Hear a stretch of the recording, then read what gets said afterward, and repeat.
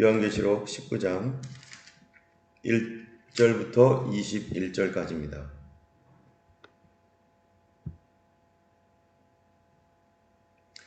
우리 세 분이 읽어주시면 좋겠는데요. 우리 이준환 집사님께서 7절까지 한번 읽어주시고, 또 서진 집사님께서 14절까지 좀 읽어주시면 좋겠고요. 그 다음에 우리 이경민 집사님께서 마지막 절까지 21절까지 총 21절이라서 37에 21 이렇게 7절씩 좀 읽어주시면 감사하겠습니다.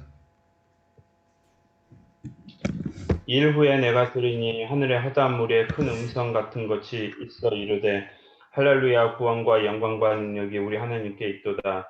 그의 심판은 참되고 의로운지라. 음행으로 땅을 더럽게 한 큰 음녀를 심판하사 자기 종들의 피를 그 음녀의 손에 갚으셨도다 하고, 두 번째로 할렐루야 하니 그 연기가 세세토록 올라가더라.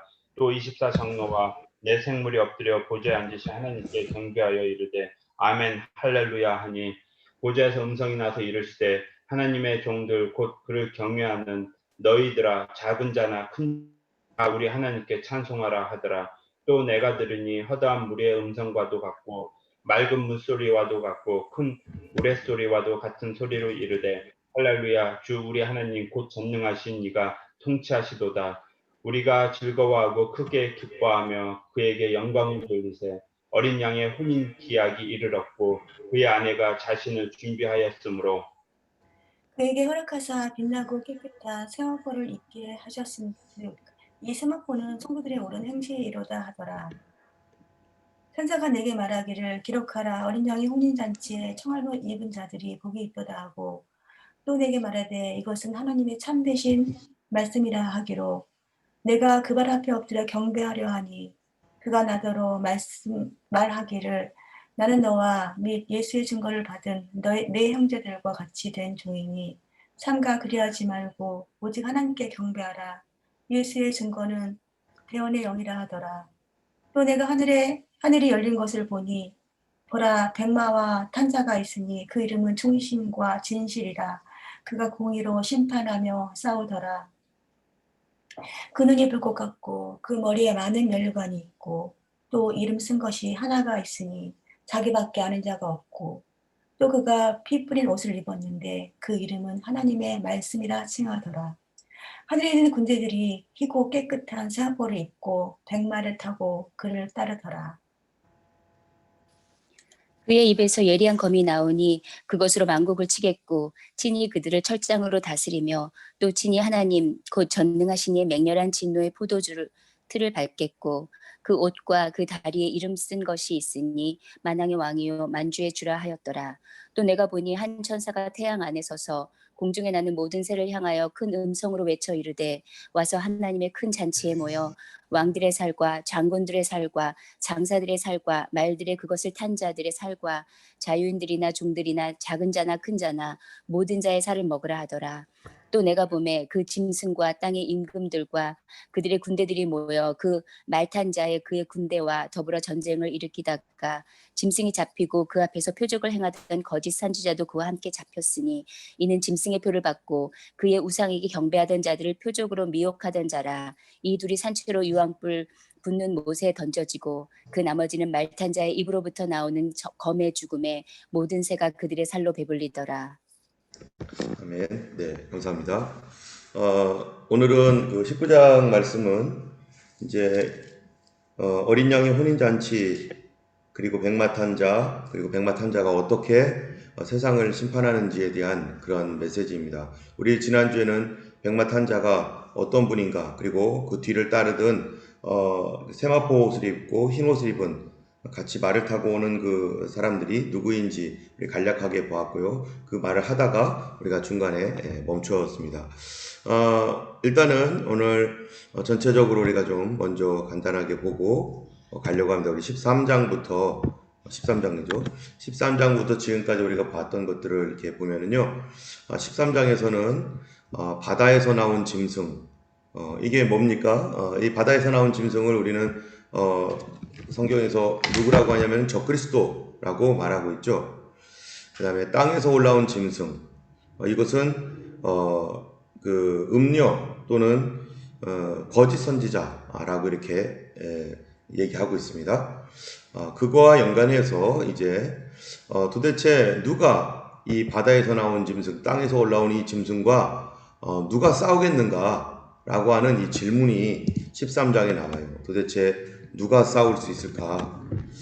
그때 14장에서 바로 어린 양과 14만 4천이 이긴 자, 바다와 땅에서 올라온 짐승을 이기고 그 숫자를, 그 수와 표를 받지 않은 그런 사람, 이런 사람들이 이제 주님 앞에 가서 이 어린 양과 14만 4천 명의 어떤 하늘에서의 경배의 모습, 그리고 그때 이제 앞으로 14장에서는 이제 앞으로 14장 이후에 있을 구원의 추수와 심판의 추수, 이때 얼마나 많은 사람들이 구원을 받고 어떻게 또 그들을 666이나 짐승에 경배케 하려고 하는 자들이 어떤 심판을 받을 것인지 라고 하는 것을 미리 예고로 이제 15, 16, 17, 18 이쪽이 이제 나가는 것이죠. 그래서 계시록에서는 먼저 심판의 추수에 관하여서 이제 이렇게 추수할 것이다. 하나님의 심판이 이렇게 맹렬한 진노의 포도주 틀이 밟혀질 것이다 라고 해가지고 19장에서 바로 그 포도주 틀이 밟히는 그런 백마와 탄자가 어떻게 포도주 틀을 밟는가, 아까 우리 성경을 봤었죠. 진노의 포도주 틀을 밟을 것이다 라고 그렇게 말씀하고 있는데 바로 그 포도주 틀을 밟는 내용, 여기에 아마 아까 있었는데요. 어디 갔죠?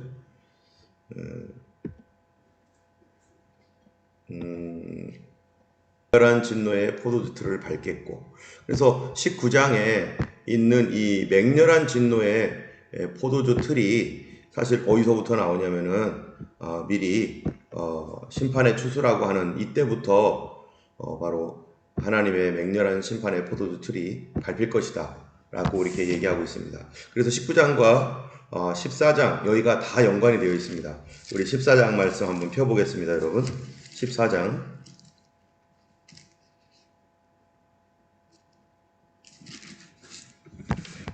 말씀 17절부터 20절까지입니다.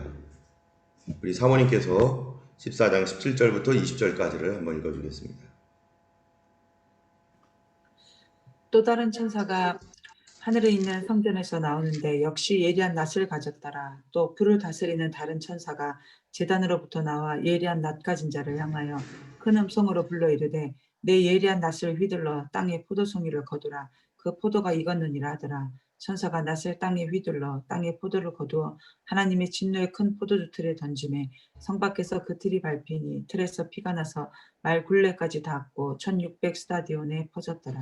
네, 여기 14장 17절부터 20절에 있는 내용이 결국 아까 19장 15절 백마와 탄자, 그가 포도주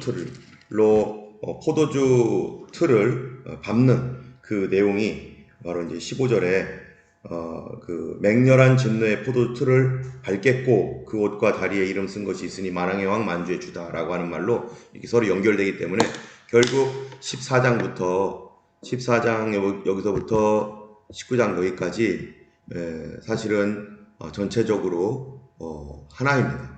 하나인데 시간상으로 앞에도 있고 뒤에도 있고 하면서 뒤에 있는 것을 여기에 이쪽 백마탄자에 있는 것을 15장, 16장, 17장, 18장에 또 얘기해주고 있고 또 14장 심판의 추수 포도주 틀을 또 여기서 이렇게 얘기해주고 있고, 그래서 여기는 백마와 탄자라고 하는 19장은 14, 15, 16, 17, 18장에 있던 내용이 이 내용들을 함축적으로 우리가 볼 때는 이게 일곱 대접이고 또 사람들이 막 이렇게 하고 저렇게 하고 하는 막 그냥 혼란과 혼돈과 뭐 이런 것들이지만 사실 알고 보니까 그게 백마와 탄자의 심판이다 라고 하는 것이고, 또 여기 심판의 추수라고 하는 아까 이 방금 사모님 읽었던 그 부분은 앞으로 15, 16, 17, 18장에 이런 일들이 일어날 것이다 라고 하는 미리 예고로 미리 써놓은 그런 내용인 거죠.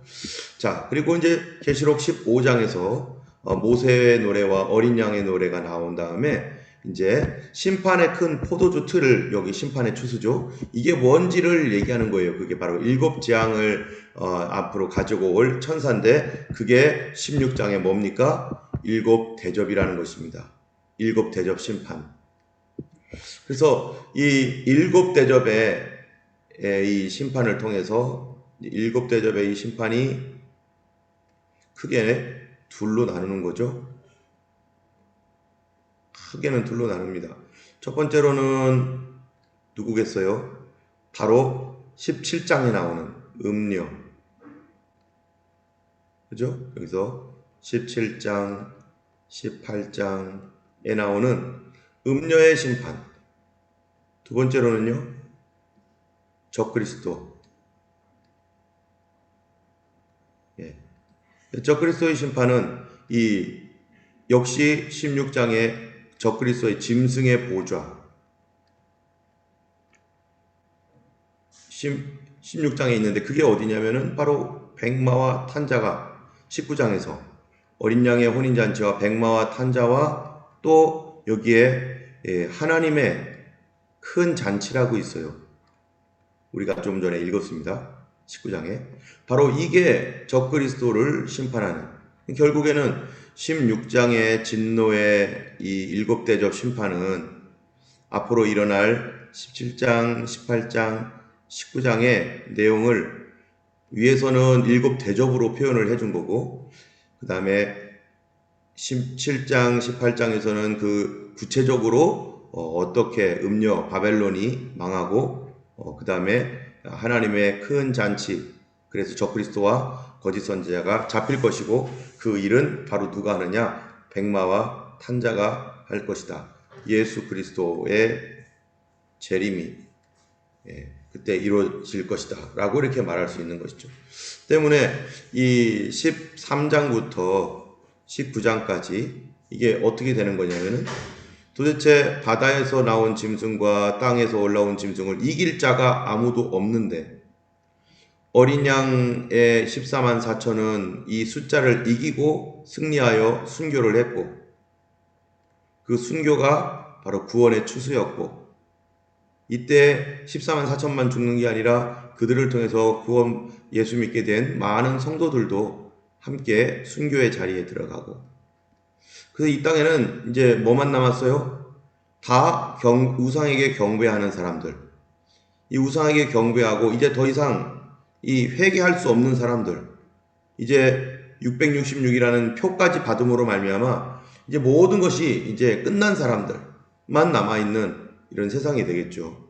그런 세상 가운데 하나님께서 이들을 어떻게 심판하는지, 그거를 진노의 7심판으로 구체적으로 음녀, 바벨론, 그 다음에 마지막 하나님의 큰 잔치, 우상, 적그리스도를 심판하는 것으로 이렇게 표현이 됩니다. 자, 19장을 우리가 조금 더 자세하게 오늘 읽었던 데를 보면은요, 13장인데요. 13장부터 18장까지의 내용을 19장이 전체적으로 이제 다시 하나님의 눈으로 다시 이제 리와인드 시키는 거죠. 먼저 하늘의 허다한 무리의 음성이 나는데 하나님의 심판이 참되고 의롭다. 그리고 큰 음녀를 심판하셔서 자기 종들의 피를 갚으셨다. 이 내용이 2절에 나오는데 이게 어디에 관한 거냐면은 계시록 몇 장이겠어요? 16장에 7대접 중에 있는 내용이고, 그 7대접 내용 중에 음녀를 갚으셨던 내용이 또 17장, 18장 이렇게 나오는 거죠. 그 다음에 보좌에서 음성이 나는데 전능하신 이가 통치하시도다. 어린 양의 혼인 기약이 이르렀다. 이거는 이전에 있었던 게 아니죠. 이제 이렇게 음녀도 심판을 받았으니까 어린 양의 혼인 잔치, 앞으로 이 일이 이제 남아 있다. 주님께서 강림하셔서 이 어린 양의 주님이 앞으로 통치하시게 되고 어린 양의 혼인 기약이 이르렀다라고 말하는 것입니다. 요거는 아직 이루어지지 않은 것이죠. 이게 20장, 21장 이렇게 넘어가겠죠. 그 다음에 백마와 탄자가 있는데 예리한 검으로 만국을 친다. 이 얘기는 어디에 있겠어요? 당연히 16장의 7 대접 심판을 보면 이제 앞으로 조금 이따 한번 보겠는데요. 7 대접 심판에 나오는 얘기인데 그때 누구가 만국이 어떻게 무너진다고요? 음녀, 그 다음에 적그리스도, 이 두 세력이 무너지는 17장, 18장이 주님이 그 이브의 검으로 어떻게 치시는지 그 얘기를 하는 거죠. 그리고 철장으로 다스리고 맹렬한인데요. 맹렬한 진노의 포도주 틀을 밟는다. 그 얘기가 아까 얘기했던 요 내용이 7 대접 내용이나 마찬가지죠. 7 대접 자체가 재앙이기 때문에 이게 맹렬한 진노의 포도주 틀을 밟는다라는 뜻입니다. 그래서 17장, 18장, 요게 또 16장이 주님이 맹렬한 진노의 포도주를 틀을 밟는 내용이죠. 그리고 한 천사가 하나님의 큰 잔치에 모여라 해서 이게 누구를 깨뜨리는 거냐면은 이 짐승과 땅의 임금들, 이들이 그 말탄 자와 군대와 더불어 전쟁을 일으키다가 짐승이 잡히고 거짓 선지자가 잡히고 나머지는 그 입의 검으로 죽음을 당한다 라고 하는 게 이게 적그리스도, 그 다음에 거짓 선지자 모두를 이제는 하나님께서 다 심판하시는 내용. 이렇게 요한계시록은 13장부터 18장까지의 내용을 전체적으로 요약도 하고 다시 리마인드 시켜주고 그리고 앞으로 일어날 일들에 대하여 하나님이 통치하신다. 벌써 20장, 21장 얘기를 이제 예고합니다. 보좌에서 나오는 음성이요. 이거를 이제 그림으로 우리가 이제 보면은 잘 보이실려나 모르겠어요. 이게 좀 제가 이게 하다 보니까 좀 작은데요. 보이시나요? 눈 나쁘시면 13장입니다. 13장. 13장은 두 짐승, 바다에서 올라온 짐승과 땅에서 올라온 짐승. 바다에서 올라온 짐승은 세상의 권세자인 적그리스도이고 땅에서 올라온 짐승은 거짓 선지자. 요 둘을 누가 이길 수 있을까? 누가 승리할 수 있을까? 아무도 못한다. 그랬는데 이제 19장에서 바로 19장이 바로 이 둘을 이기시는 예수 그리스도, 바로 이 거짓 선지자와 짐승을 다 깨뜨리는 예수 그리스도. 그런데 그 예수 그리스도께서 어떻게 깨뜨리시느냐? 악인들을 심판하심으로 7 대접을 주님께서 쏟아 부으심으로, 그래서 바벨론을 멸망시키고 음녀를 멸망시킴으로 이게 19장에 있는 내용이죠. 근데 19장이 이 전체를 이렇게 쭉 얘기해주고 있는 것입니다. 자, 이제 우리가 지난주에 우리가 봤던 내용들 간략하게 또 복습을 해보면요. 백마와 말탄자가 그 탄자가 있는데 그 뒤를 따르는 군대가 있죠. 그 군대는 희고 깨끗한 세마포 옷을 입은 이 사람들이 우리 지난주에 누구라고 그랬어요? 바로 성도들의 옳은 행실을 가진 바로 그 하나님의 어린 양의 혼인잔치에 청함을 입은 바로 이 사람들이 그의 아내이고 혼인잔치에 청함을 입은 하나님의 백성이라는 것입니다. 우리 믿는 성도들 이미 어떻게 됐어요? 이 사람들은요 올라갔죠. 이미 올라가 있어요. 예수님께서 흰말을 타고 이렇게 강림하실 때, 재림하실 때 이미 이 땅에서는 7 대접 심판이 부어지고, 그럴 때 그 전에 이미 하나님의 성도들, 그리고 여기에서 순교당한 사람들, 이렇게 올라간 사람들이 있죠. 이 사람들은 6번째인 이 떼어질 때 주님 언제쯤 우리를 신원해 주시지 않겠습니까? 언제쯤 신원을 하겠습니까? 라고 외쳤던 그러한 그 성도들, 그리고 14만 4천 명의 사람들, 뭐 이런 사람들, 이제 이런 14만 4천과 또 이 땅에서 믿음을 지키다가 순교한 사람들, 이게 좀 다릅니다. 여기서 오는 백성들은 이미 이때 올라간 사람들이고요. 14만 4천 이제 하늘에 올라가 있죠. 근데 여기서 순교한 사람들과 또 666 숫자를 받지 않고 죽은 사람들이 나중에 이 사람들은 또 주님이 재림할 때 부활을 해서 주님을 맞이하게 됩니다. 그리고 이들이 천년왕국으로 들어가는데요. 어쨌든 이 성도들이 이미 올라가 있는 성도들이 주님과 함께 이렇게 옵니다. 휴거의 성도들이죠. 우리가 볼 때. 예. 자, 그 다음에 여기에 우리 지난주에 했던 겁니다. 이거는 이제 혼인잔치에 반드시 예복이 입혀진 사람이어야 되고 6장에서 누구에게 두루마리를 줬어요? 이미 순교했던 우리 전 시대에 예수 믿고 순교했던 이방인 성도들, 우리 크리스찬들에게 흰 두루마리를 주시면서 이제 주님께서 오실 때 이들이 같이 이제 오게 되는 거죠. 또 장로들이 얘기한 아까 봤던 그 사람들 흰 두루마리를 입고 나오게 됩니다.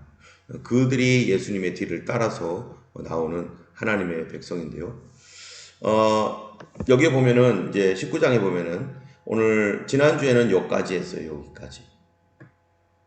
여기까지 했는데요. 오늘은 이제 그 백마와 탄자 입에서 예리한 검이 나온다 이렇게 말을 하고 있고요. 그 검으로 만국을 치겠다 이렇게 말합니다.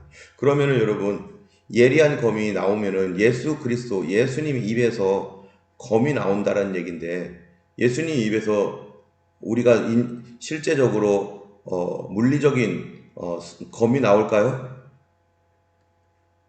이거는 뭐를 의미하는 거겠어요?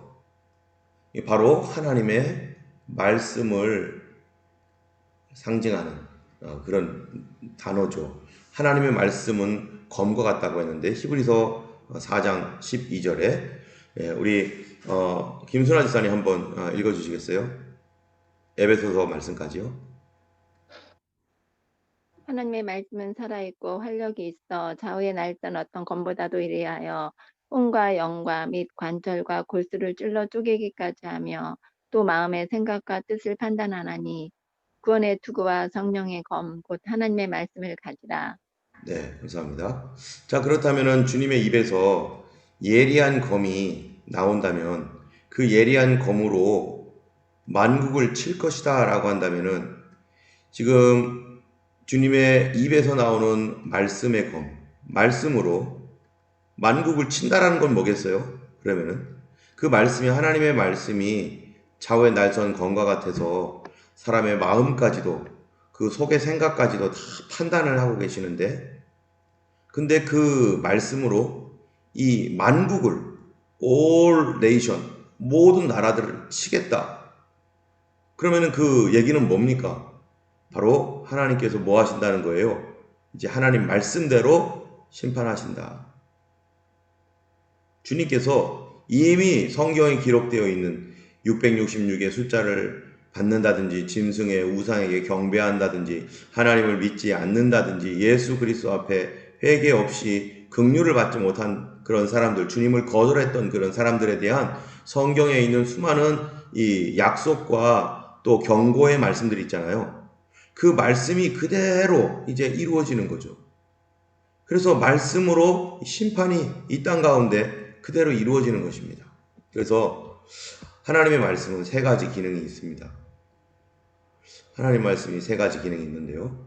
먼저 베드로전서 1장 23절 말씀 우리 사모님이 한번 두 개를 다 읽어주세요. 너희가 거듭난 것은 썩어질 씨로 된 것이 아니요 썩지 아니할 씨로 된 것이니 살아있고 항상 있는 하나님의 말씀으로 되었느니라. 계시록 그의 입에서 예리한 검이 나오니 그것으로 만국을 치겠고 친히 그들을 철장으로 다스리며 친히 하나님 곧 전능하신 이의 맹렬한 진노의 포도주 틀을 밟겠고. 네. 자, 여기에 보면은 말씀의 기능이 여기에 베드로전서에서는 뭐예요? 구원, 거듭나게 하는 거죠. 우리가 말씀 듣고 거듭나잖아요. 예. 우리 성령으로 우리가 죄를 깨닫고 그리고 회개한 다음에 하나님의 말씀을 그제서야 영접하게 되므로 말씀을 받아들임으로 믿어지게 된 거죠. 그래서 우리가 이렇게 거듭나게 됩니다. 그래서 하나님 말씀은 우리를 구원하고 거듭나게 하시는 말씀. 두 번째 말씀의 기능이 뭐예요? 바로 하나님은 심판하신다. 하나님께서 하나님의 그 예수 그리스도의 보혈과 복음의 은혜를 받아들이지 않고 하나님의 긍휼을 거절했던 사람들, 하나님의 은혜를 계속 거부했던 사람들은 그 말씀대로 심판한다는 거예요. 말씀대로. 그래서 하나님은 구원도 하시고 심판도 하시는 말씀. 세 번째로는 계속 읽어주세요.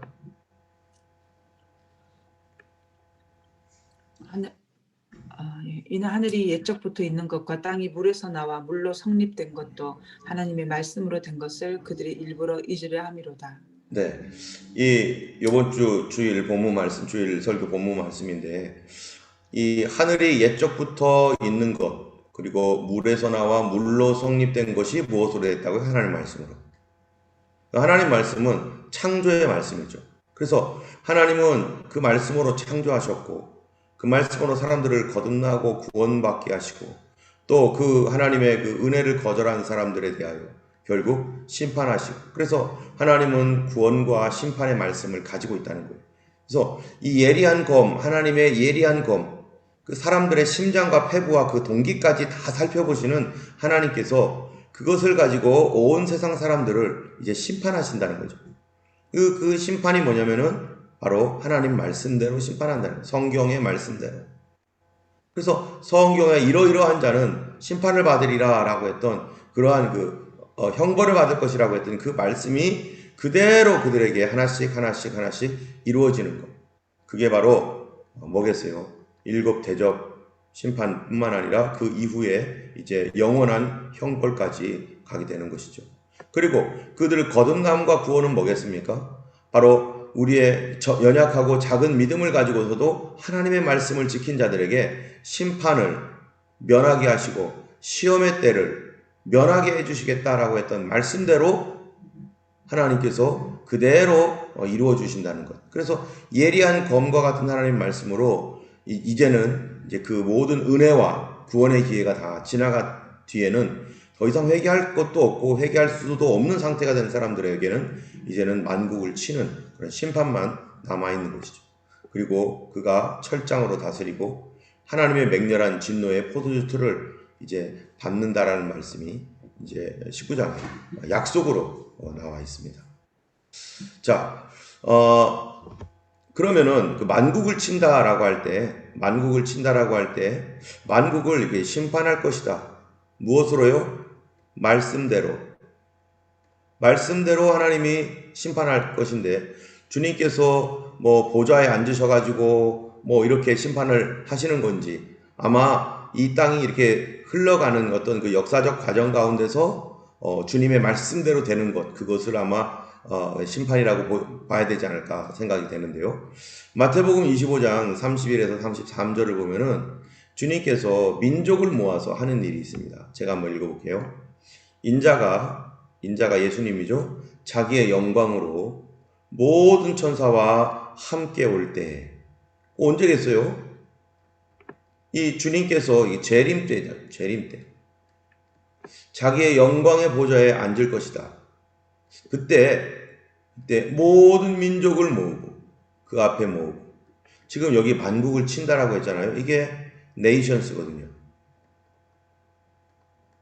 나라들을 모아놓고 여기는 민족을 모으고 그 앞에 모으고 각각 구분하기를 목자가 양과 염소를 구분하는 것 같이 하여 양은 오른편에 염소는 왼편에. 여기서 민족을 앞에 모은다라고 하는 것은 개인의 심판이라기보다는 개인 심판이 아니라 무슨 심판이에요? 이 민족적 심판, 국가적 심판이에요. 그래서 어떤 나라들은 우리가 여기에서 뭐 다 성경을 클리어하게 우리가 지금 현재로서 딱 뭐 이거다 하고 막 볼 수는 없지만 분명히 주님께서 이 민족들을 심판을 하시는데, 어떤 민족은 하나님의 보호로 그 심판 가운데서도 보호를 받고 하나님 편에서 이스라엘 편에 서 있는 그런 나라가 있는가 하면, 어떤 민족은 적그리스도의 편에 서서 하나님을 대적하는 나라가 있을 거란 말이죠.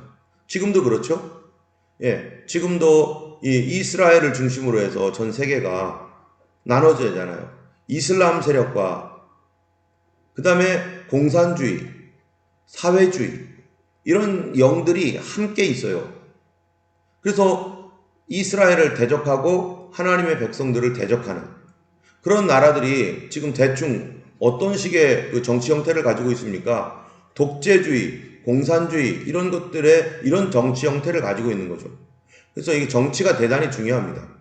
정치는 우리의 이 생활에 직접적인 영향을 미치기 때문에 우리 성도들은 이 나라 정치가 어떻게 되는지를 유심히 봐야 돼요. 그리고 그거에 대해서 우리가 관심을 가져야 됩니다. 반대로 또 미국과 또 이러한 그 서방 국가들 이런 나라들은 이스라엘에 대해서 그래도 아직까지는 우호적인 그런 상황이 있어요. 그리고 이 나라들은 뭐 타락을 했고 뭐 해도 그나마 그래도 기독교적인 전통 가운데 있습니다. 근데 여기는 완전히 무신론과 기독교를 아주 미워하는 그런 식으로 이런 식으로 딱 세상이 갈려져 있어요, 지금. 그래서 이 어중간한 나라들도 물론 있죠. 어중간한 나라들. 그런데 이때 만약에 안티크라이스트가 적그리스도가 나타나서 이스라엘과 평화 조약을 맺고 그러다가 그 조약이 깨지고 그럴 때 전쟁이 일어나게 된다면 이 땅 가운데 조약이 깨지면 당연히 전쟁이 일어나겠죠. 그럴 때 이스라엘과 하나님과 그러한 그 하나님 편에 자기들은 하나님 편이 아니라고 생각하면서 그냥 싸우겠죠. 그냥 이스라엘과 같이 동맹을 하든지 어떤 그래도 성경적이고 기독교적인 어떤 복음적인 가치를 지키려고 하는 그래도 그 시대에 그런 나라 그런 민족들이 있을 거죠. 그런 민족과 그리고 이 적그리스도로서 하나님을 대적하는 세력과 그리고 그들을 반대하는 세력이겠죠. 적그리스도를 반대하는 세력이 분명히 있을 겁니다. 그럼 이 사이에 분명히 전쟁이 일어날 것이란 말이죠. 근데 이거를 통해서 하나님께서 민족들을 그 앞에 모으고 누가 하나님 편에 있고 누가 염소 편에 누가 양 편에 있었는지를 하나님께서 심판하는데 여기 이 심판이 뭐냐면은 내 형제라고 그랬어요. 형제 중 작은 소자 이런 민족을 심판하는데 형제 중 작은 소자에게 잘해주는 사람은 하나님께서 칭찬하시고 형제 중 작은 소자에게 잘못하는 자는 하나님께서 진노하신다라고 이 마태복음 25장에 써 있는데 그럼 그 형제 중 작은 소자도 당연히 뭐겠어요? 이게 지금 민족을 심판하는 거기 때문에 이것도 한 민족을 말할 수 있는 거죠. 이것도 나중에 25장 마태복음 25장을 예전에 한번 제가 마태복음 강의를 할 때 수요 성경 공부 시간에 한번 했었는데요. 바로 이 이스라엘과 하나님의 백성들에 대하여 그나마 그래도 이 무너진 세상이지만 그래도 어떤 태도를 취하고 누구 편에 서 있는가 그거에 따라서 이 세상이 이제 한 민족이 그러한 쪽에 있는 자들이 완전히 패배를 하고 멸망당하고 완전히 부서지는 그런 일들 그러한 심판이 반드시 있을 것이다 라고 이렇게 말하고 있는 것입니다. 그래서 그 입에서 예리한 검이 나와서 만국을 친다 라고 하는 것은 하나님 말씀대로 심판이 될 것이다. 성경 말씀대로 반드시 그렇게 될 것이다 라고 말하고 있는 것이죠. 자, 그 말씀을 좀 더 구체적으로 보면은 그 입에서 예리한 검이 나와서 만국을 치고 철장으로 다스리고 맹렬한 진노의 포도주 틀을 밟겠고 15절에 다 나와 있어요. 하나님 말씀이 만국을 치고 그 다음에 철장으로 다스리고 앞으로 영원히 철장으로 다스린다는 것은 굉장히 강력한 왕권을 말하는 거죠. 강력하게 왕권을 다스려서 영원히 계속해서 이어지는 나라가 되겠죠.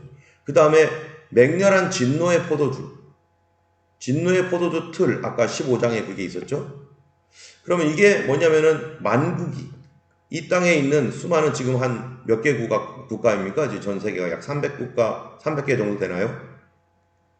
만국이 이러한 하나님의 말씀으로 심판을 받게 되는데 그 심판 때에 무엇이 있는가? 바로 요한계시록 16장 우리가 이제 살짝 지나갔지만 그 내용 아까 우리가 봤던 내용들이 이제 쭉 나오는 겁니다. 16장 12절에 여기 보면은 유프라데 강에 6번째 천사가 대접 심판이죠.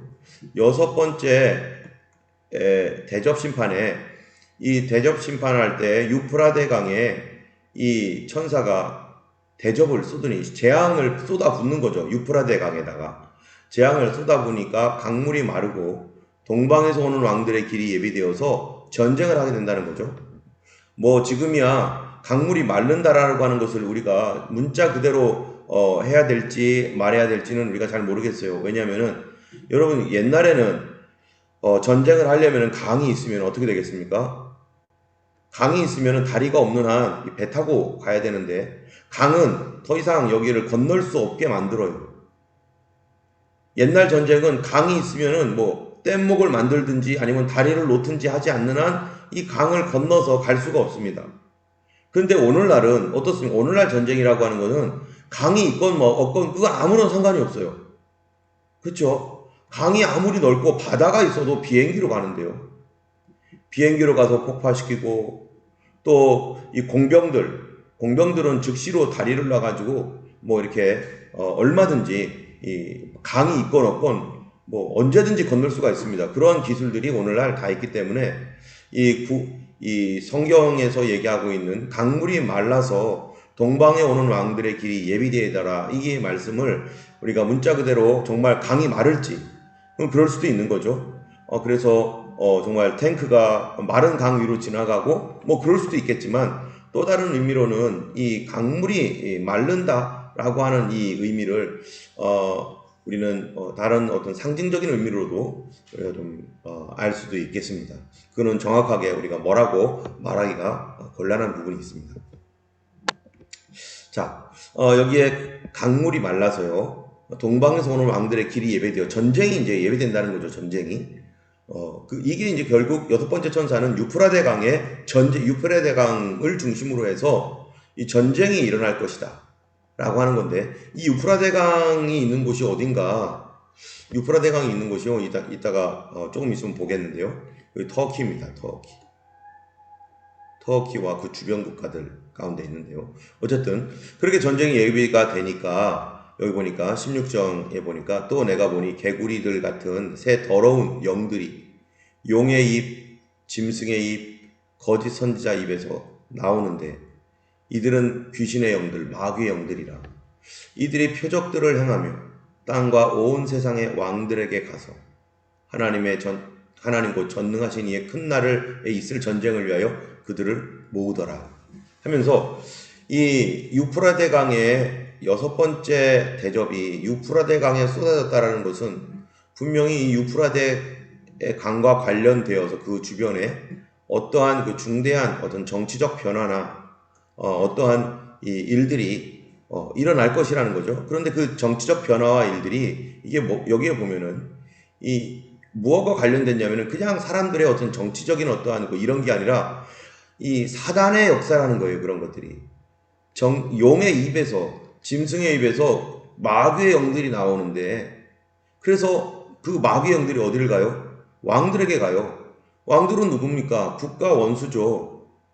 여기에 대통령 있고 총리들 있고 뭐 그 다음에 또 누가 있어요? 그 뭡니까? 국회의원들 있고 다 나라를 다스리는 그러한 뭐 한국, 중국, 일본, 뭐 미국, 호주, 뭐 프랑스, 뭐 이라크, 이란, 뭐 이런 아랍에미레이트, 뭐 수많은 그런 나라들에 바로 누가요?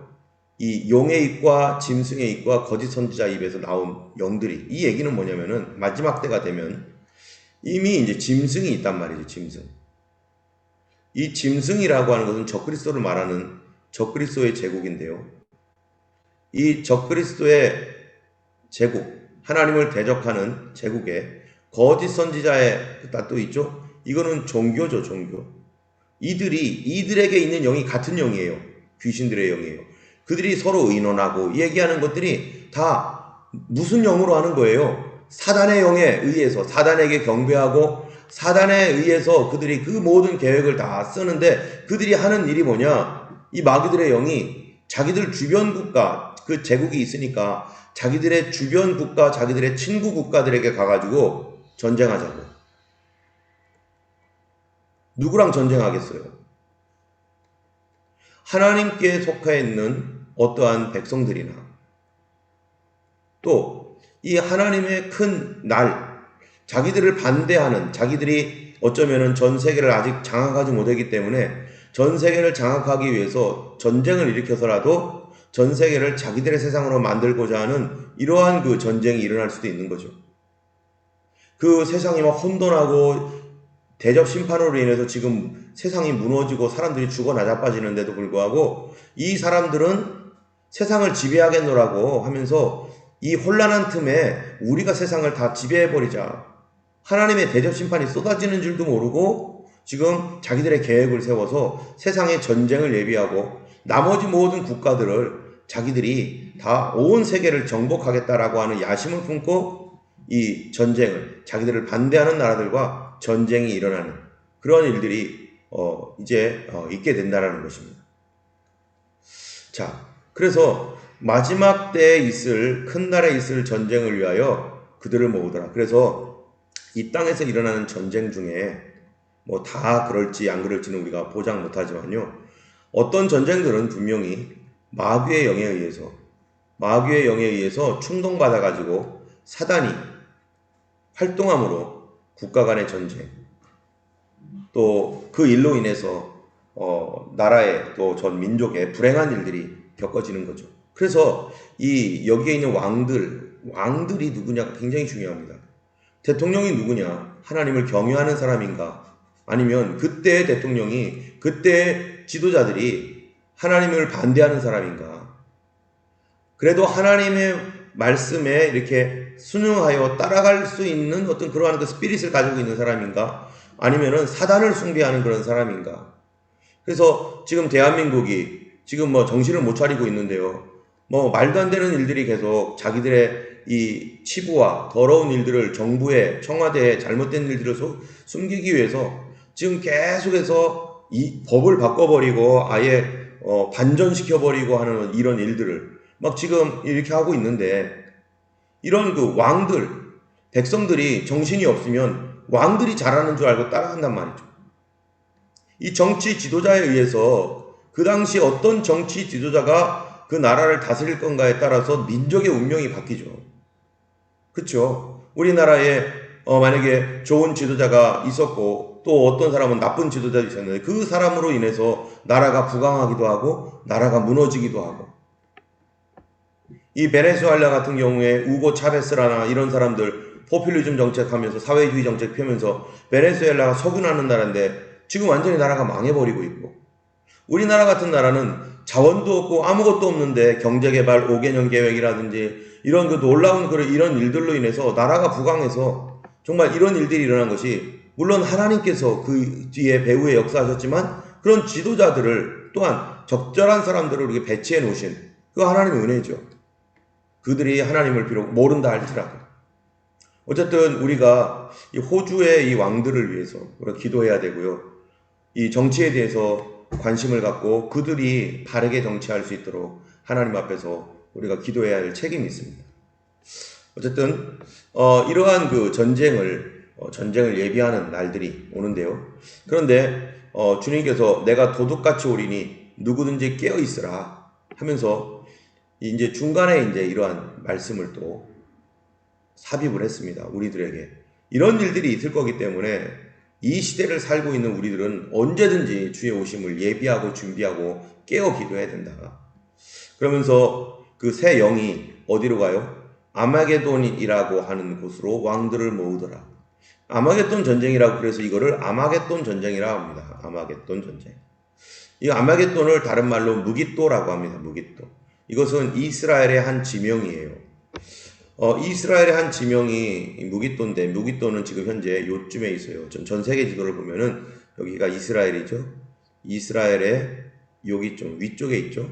좀 더 우리가 자세하게 보면은 여기가 이제 사해입니다. 사해, 데드시.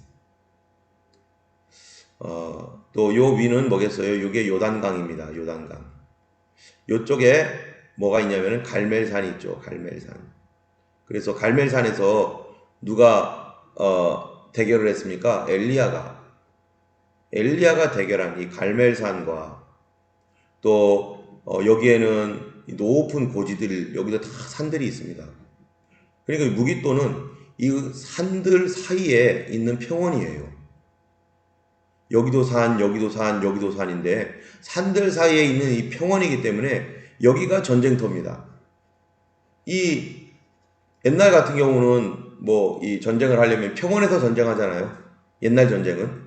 그래서 이 평원을 빼앗아야만, 여기서 빼앗아야만 이 나머지 쪽으로 이제 계속 이제 진행해 나갈 수 있는데 이곳이 바로 그 아마겟돈이라고 하는 무깃도라고 하는 이 전쟁터로 모든 군대와 전 세계의 이러한 이 국가들이 여기에서 전쟁을 할 것이다 라고 이렇게 말하고 있는데요. 이것을 우리가 지금 이게 미래의 일이기 때문에 전 세계 국가가 이스라엘 하나 놓고 엄청난 전쟁이 일어날 수 있다는 거예요. 전 세계에서. 이스라엘 지역을 가지고서 전 세계적인 전쟁이, 그래서 이스라엘은 혼축해하는 잔, 유엔에서 골치 아픈 일이 바로 이스라엘의 평화 아닙니까?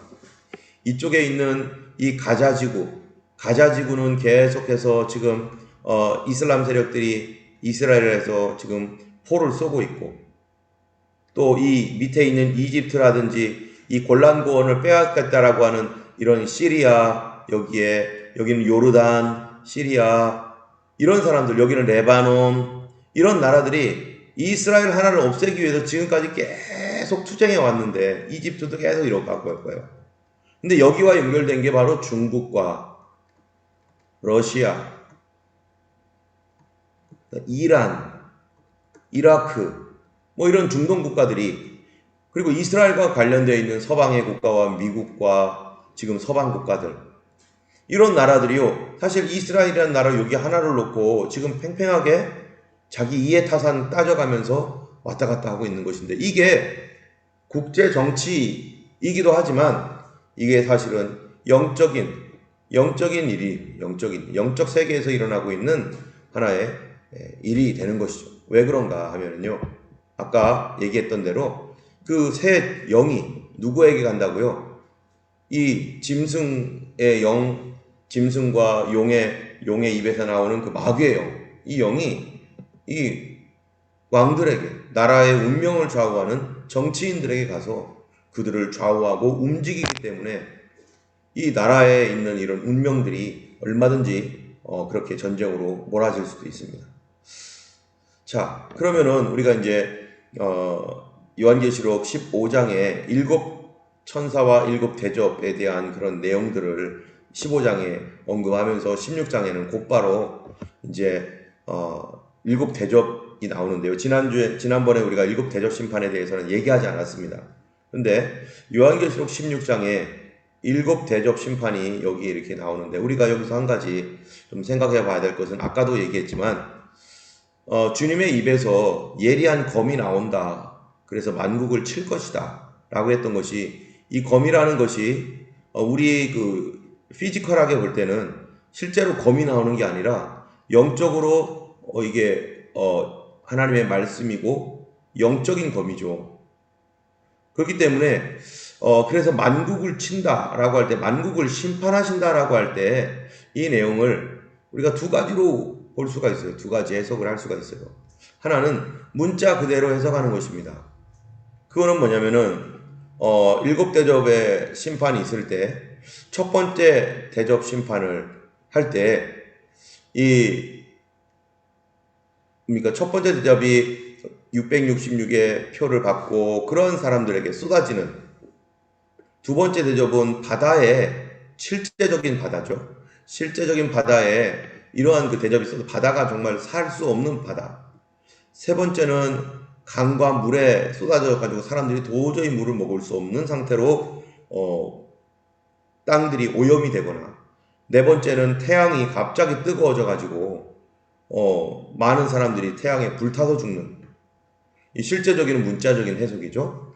그래서 또 다섯 번째 재앙은 이제 짐승의 왕좌에 쏟아져서 그 나라에 이제 하나님의 심판이 쏟아지고, 여섯 번째라고 하는 것은 바로 이 우리가 아까 얘기했던 터키, 이 그쪽에 있는 터키와 시리아 또 이스라엘 이런 쪽에서 일어나는 아마게돈 전쟁의 실제적인 전쟁 그리고 일곱 번째 재앙은 이제 전 세계의 큰 지진과 우레소리로 이렇게 멸망당하는 이런 것으로서의 어떤 문자적 해석이 있을 수 있습니다.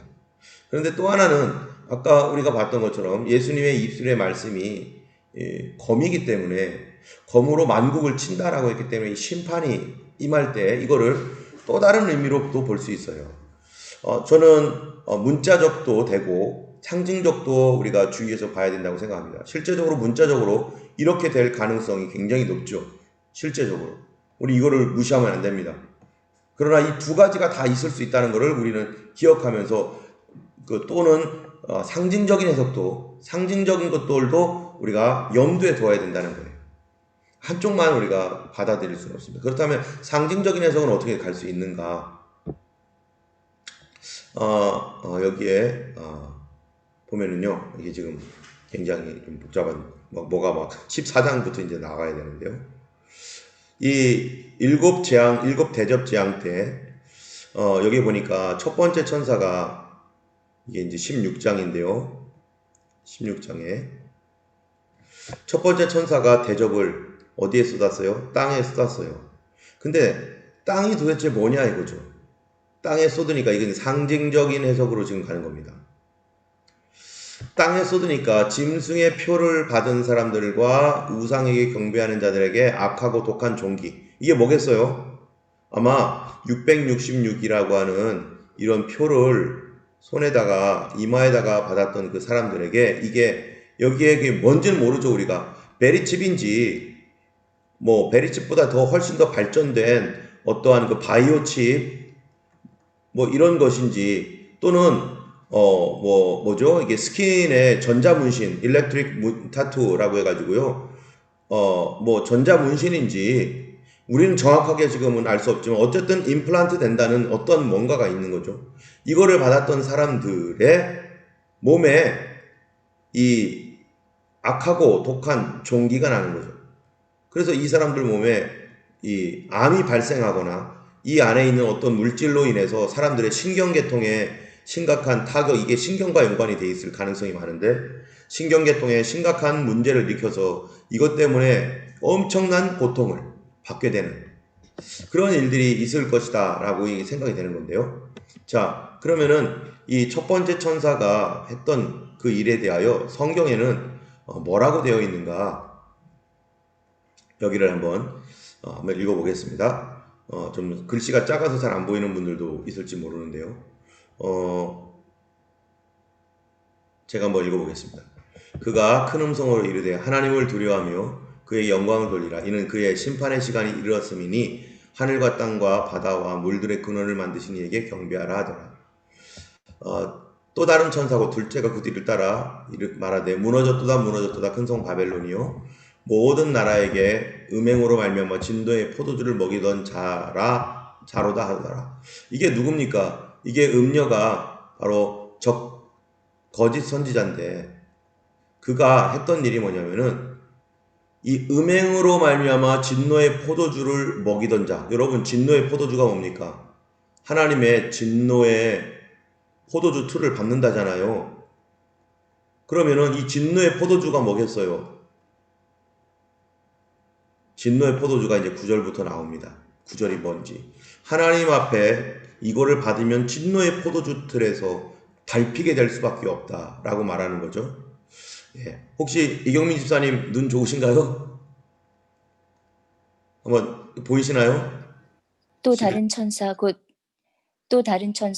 셋째가 그 뒤를 따라 큰 음성으로 이르되 만일 누구든지 짐승과 그의 우상에게 경배하고 이마에나 손에 표를 받으면 그도 하나님의 진노의 포도주를 마시리니 그 진노의 잔에 섞인 것이 없이 부은 포도주라.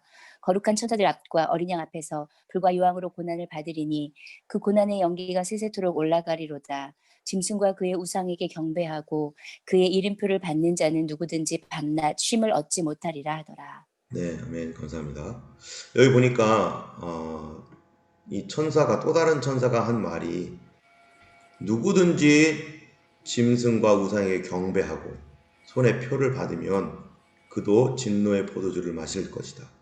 그리고 그 고난을 받을 것인데 그때 주님이 심판하실 때 이 사람들이 밤낮 쉬지 못하는, 여기 보면은 악하고 독한 종기가 나더라.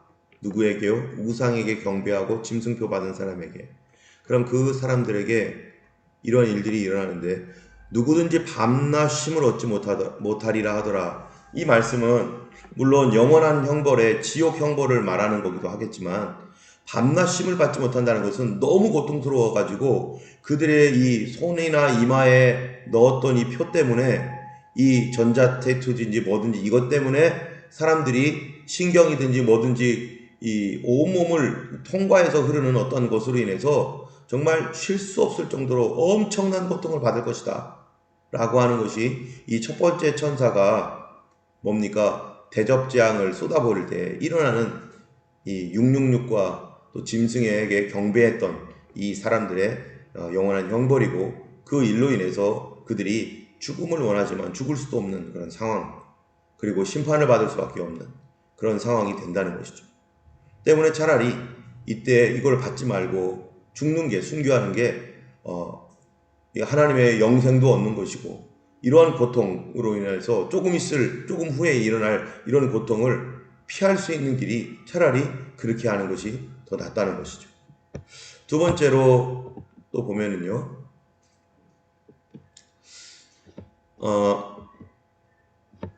둘째 천사가 이제 바다에 쏟습니다.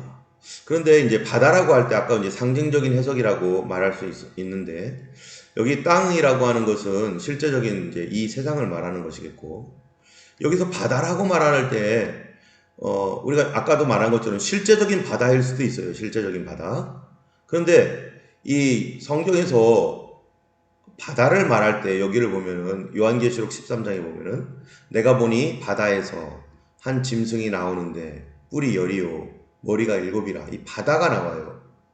또 다니엘서에도 보면은 하늘에 내 바람이 큰 바다로 몰려 불더니 짐승 넷이 바다에서 나왔는데, 이렇게 해서 바다가 무엇인가, 바다가 우리가 그냥 이런 바다라고 할 수도 있지만 또 어떤 의미로는 이 제국들, 열강들, 나라들, 많은 나라들에게 어떤 하나님의 재앙이 쏟아지는 어떤 그런 의미로서의 바다, 또는 이 세상, 여기와 마찬가지로요, 이 세상으로서의 어떠한 그 바다를 의미할 수도 있습니다.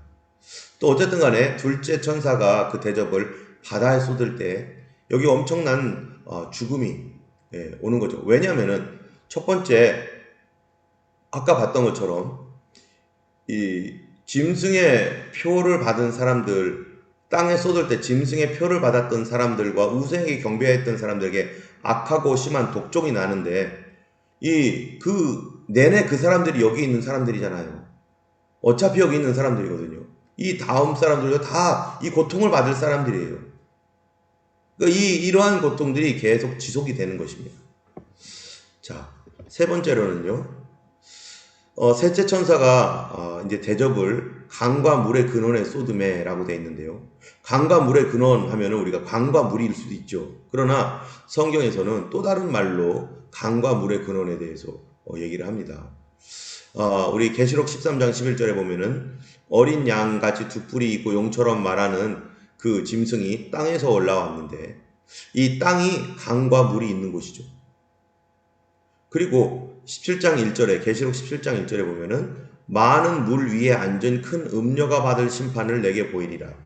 이게 무슨 말이냐면은 많은 물 위에 많은 사람들, 백성, 그 국가, 뭐 이렇게 말할 수도 있죠.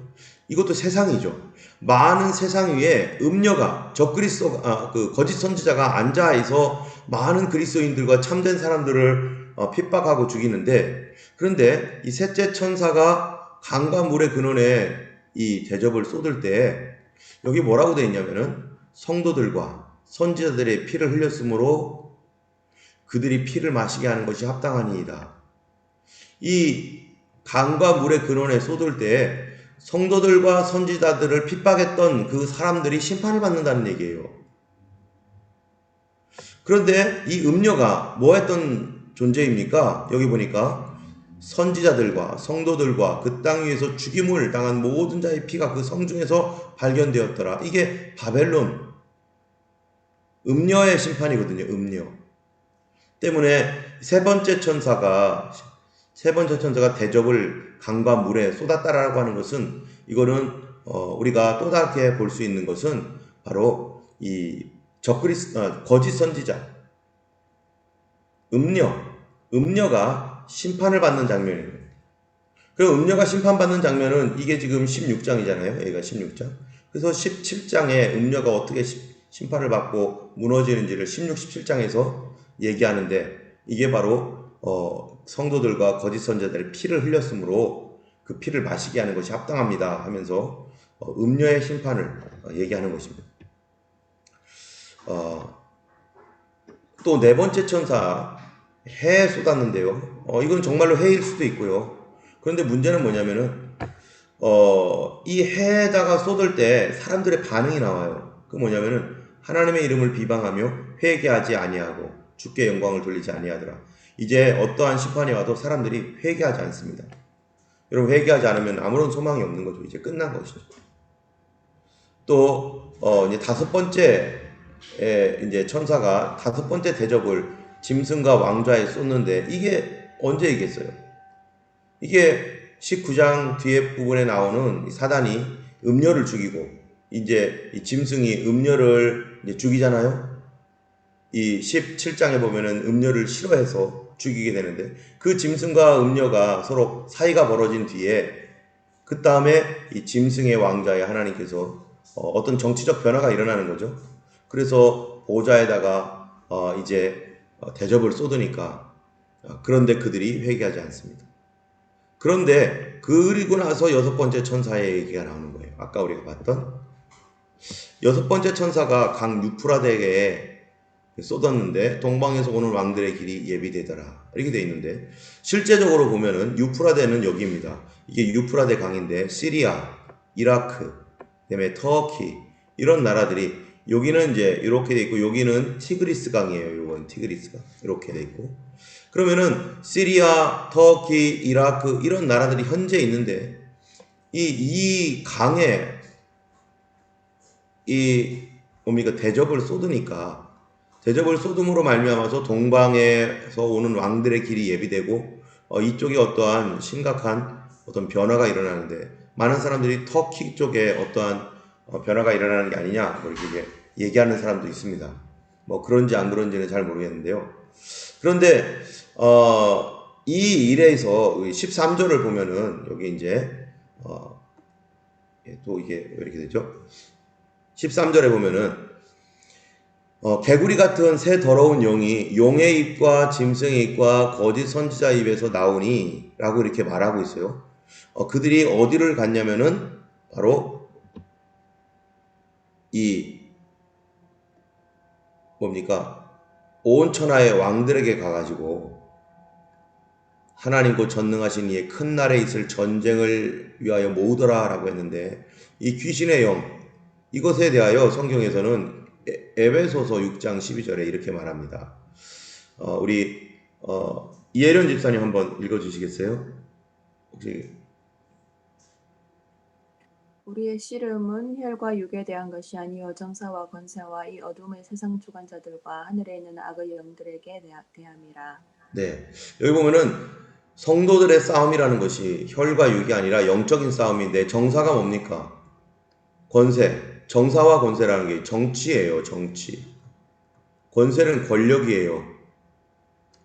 이 어둠의 세상 주관자들 이게 어둠의 세상 주관자 하늘에 있는 악의 영 이런 것들이 영적인 세력이죠. 영적 세력들이 정치, 권력 또는 어떠한 그 문화 뭐 이런 곳에 사단의 영이 역사를 해서 오늘날 TV라든지 인터넷이라든지 또 게임 뭐 이런 모든 분야에 거기에 나오는 어떤 그런 일들이 다 마귀 숭배, 사단 숭배에다가 캐릭터 같은 경우 다 뭐 아주 그냥 무섭게 생긴 뭐 그런 그 악한 영들을 표현하는 그런 모든 것들 그런 이런 그 정치 세력 안에 사단이 역사를 합니다. 권력 속에서도 사단이 역사하고요. 그래서 뭐를 바꿔요? 법을 바꾸겠다는 거 아니겠어요, 지금? 이런 정치, 권력, 이러한 그 세력 속에 사단이 지속적으로 역사합니다. 우리 대한민국에 마귀가 역사 안 하겠어요? 마귀하고 가까운 사람들에게 그 정치인들이 그렇게 마귀하고 가깝다, 사단적인 어떠한 그 생각을 가지고 있다. 그럼 어떻게 되겠습니까? 그들을 얼마든지 이용해서 나라의 법도 바꾸고 거짓말도 치고 자기들의 그 잘못된 것들을 남들에게 다 전가시키고 자기들이 뽑아놓은 사람들도 불신임하면서 자기에게 잘못 판단하면은 뭐 자기들을 원하지 않으면 다 잘려버리려고 하고, 또 뭐 이거는 뭐 어느 나라든지 마찬가지겠죠. 마지막 때는 이런 것들이 기승을 부리는 거죠. 그래서 그러한 사람들로 포진되어 있는 나라들이 전쟁을 하고, 그래서 사단의 편에 서서 하나님을 대적하는 일들을 하는데, 이게 바로 뭐냐면 하나님의 대접 심판이 지금 일어나고 있는 건데, 땅에서는 이런 식으로 전쟁이 일어나고 혼돈이 일어나고 이렇게 보이는 거죠. 하나님의 그 직접적인 하늘에서 쏟아지는 재앙, 대접 이런 건 안 보이죠. 그러나 그런 현상들이 분명히 전쟁과 같은 이런 것들이 일어난다는 것입니다. 마지막으로 일곱째 천사가 공중에다가 대접을 쏟아버리니까 이게 뭐라고 해요? 이제 번개와 음성과 우레소리가 있고 큰 지진이 나고, 얼마나 큰지 사람이 땅에 있었던 이래로 이런 큰 진이 없을 정도로 엄청난 지진이 일어나고, 19절에 큰 성이 세 갈래로 갈라지고 만국의 성들도 무너지니 큰 성 바벨론이 하나님 앞에서 기억하신 바 되어 그의 맹렬한 진노의 포도주 잔을 받음에 섬도 없어지고 산악도 간대었고 엄청난 우박이 내리고, 이런 것들이 이 공중이라고 하는 어떤 이런 것들도 뭐 상징적으로도 볼 수 있고, 그래서 우리가 문자 그대로 이거를 볼 수도 있습니다. 우선은 문자적으로 봐야 됩니다. 그러나 상징적인 어떠한 의미도 이 안에 포함되어 있기 때문에 우리가 함께 이것들을 봐줘야만 우리가 치우치지 않고 바르게 볼 수 있는 것이죠. 그래서 여섯 번째 재앙에서는 이런 어마어마한 전쟁이 일어나면서, 일곱째 재앙이 이제 큰 성의 지진이 일어나면서 이게 뭡니까? 일곱 번째, 맹렬한 포도주, 진노의 포도주 잔을 받는다 라고 하는 말씀처럼 이제 완전히 결정적인 심판이 이제 이 땅 가운데 떨어진다라는 것입니다. 그래서 여기에 19장 오늘 읽었던 15절 말씀, 만국을 치겠고 철장으로 다스리며 맹렬한 진노의 포도주 틀을 밟겠고 하신 말씀이 16장에서 바로 일곱 번째 천사가 공중에 대접을 쏟을 때 그의 맹렬한 진노의 포도주 잔을 밟는데, 그런데 이 일로 인해서 여러분 시간이 벌써 이렇게 됐네요. 이 일로 인해서 이제 이 말씀과 연관되어서 우리 19절부터 21절까지를 우리 이혜련 집사님께서 다시 한번 좀 읽어주시겠어요?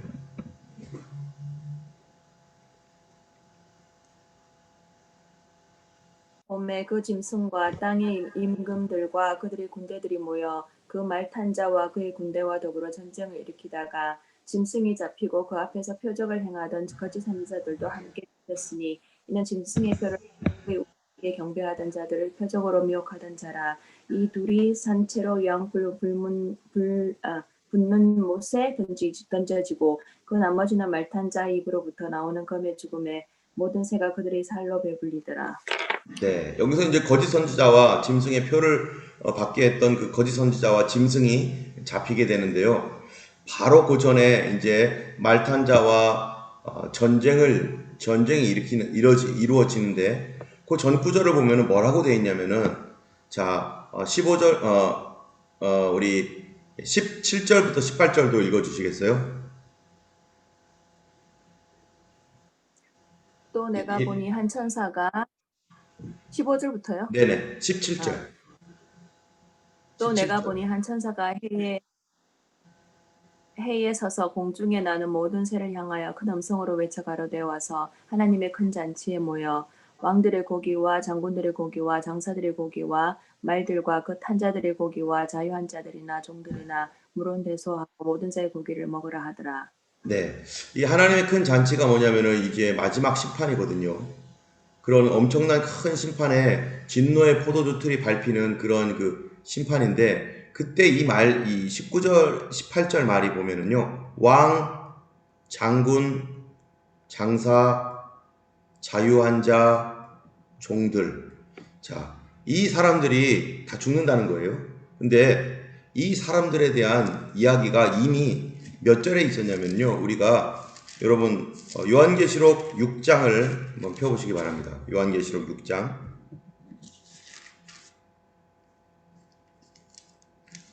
본문을 보시면서 요한계시록 6장